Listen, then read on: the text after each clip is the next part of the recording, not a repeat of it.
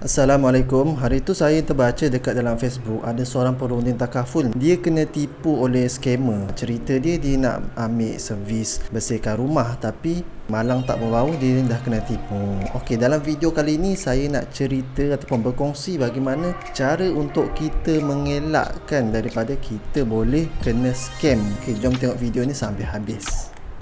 Orang yang kena scam tu nama dia Mat Noor Izzuddin, nama Facebook dia lah. Dia punya kesilapan pertama dia ialah dia terpedaya dengan memuat turun satu aplikasi yang diberikan oleh scammer tu. Muat turun tu tak apa kalau daripada platform yang sah. Kalau macam iPhone daripada App Store, kalau macam Android daripada Play Store. Tapi yang scammer ni bagi apps yang daripada luar daripada Play Store. Boleh tengok kan dia dalam Facebook ni dia ada cerita details bagaimana dia kena tipu. Itulah kesilapannya. Kalau kita perasan, Google akan buat pemeriksaan secara berkala. Kadang-kadang kalau kita follow page-page ataupun blog-blog pasal tech ni, kita akan perasan yang ada waktu ketika tu Play Store akan membuang aplikasi ni daripada dia punya platform, ataupun dia bagi amaran lah aplikasi ni berbahaya. Kenapa kita kena download aplikasi yang daripada platform sah macam Play Store? Sebabnya biasanya aplikasi yang dibuat di luar ataupun yang ada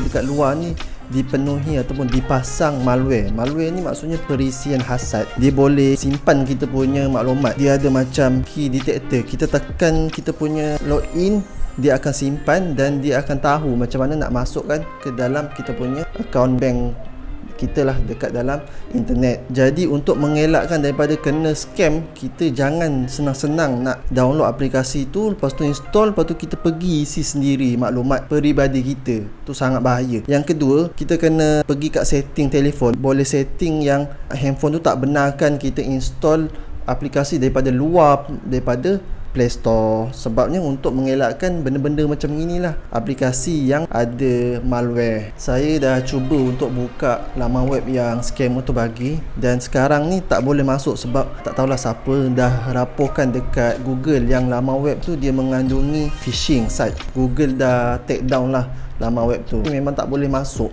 Laman web tu nama dia mymatkl.com macam itulah. Nak buat laman web ni bukannya mahal sangat, dan scammer tu pun dapat duit mangsa tu pun belas ribu. So memang berbaloi lah dia buat laman web biasa, lepas tu letak app malware, ada malware tu dapat berbelas ribu. So dia tak kisah, dia boleh buat lagi pelbagai lagi laman web. Dia boleh beli hosting, boleh buat domain lagi, dan boleh mengelirukan orang lain. Dia boleh tipu orang lain. Untuk nak mengenal pasti laman web tu betul tak bukan scammer, kita kena tengok lah dia buat laman web tu macam mana, meragukan ke tak. Biasanya kalau scammer ni dia tak nak bagi tahu nama company dia. Dia macam dia terus, kita kena terus masuk, kena isi maklumat. Kita tak tahu siapa ni, kita berurusan dengan siapa. Contohnya biasanya lah, tapi ni tak 100% selamat. Kita kena pastikan lah, kita tahu company tu memang wujud. Lepas tu lokasi dia kat mana, tengok dekat Google Map dia wujud ke tak, betul tak ada. Buka Google Map tu, lepas tu buka Street View, dia ada tak bangunan fizikal.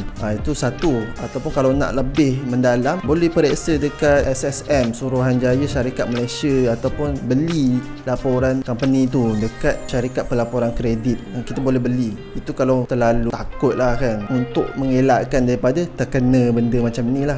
Kita kena tengok lah, biasanya ada ruangan yang menunjukkan syarikat ni memang betul bagus, memang wujud dan tak menipu. Dalam kes perunding takaful ni, sebaik saja dia dah bagi maklumat bank tu dekat apps yang scammer tu bagi, memang dah confirm duit dia takkan dapat. Bank dia bagi tahu memang dia dah takkan dapat duit, sebabnya duit yang dia transfer tu sebenarnya akaun keldai. Maksudnya dia dah transfer duit tu ke A, lepas tu A dah transfer ke B, macam tu lah. Sebab tu sekarang ni kita tak boleh senang-senang nak buka akaun bank. Sebab dah banyak sangat berlaku keldai akaun dekat Facebook group. Dia akan bagi tawaran. Contohnya siapa ada akaun, nombor TAC, akaun yang link dengan online dan link dengan handphone, dia nak sewa. Dia akan bayarlah berapa ribu. So itu namanya keldai akaun. Kita kena berhati-hati dan kena ada rasa ragu-ragu. Kalau nak selamat, kita kena dapatkan daripada platform yang betul lah. Contohnya kalau kita nak servis, kita kena cari dekat aplikasi yang memang betul, yang memang ada servis tu.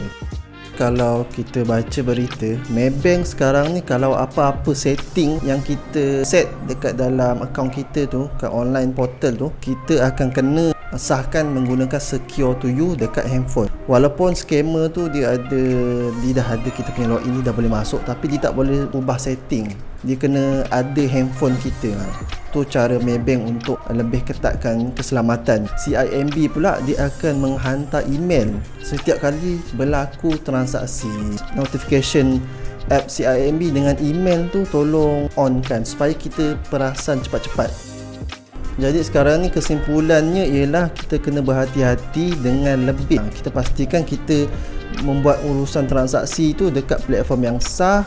Lepas tu pastikan akaun nombor dia tu kita kena semak dekat semak mula, ada laman web yang dibuat oleh pihak polis. Okey, itu sahaja daripada saya. Semoga bermanfaat dan jemputlah untuk like dan subscribe saya punya channel. Assalamualaikum.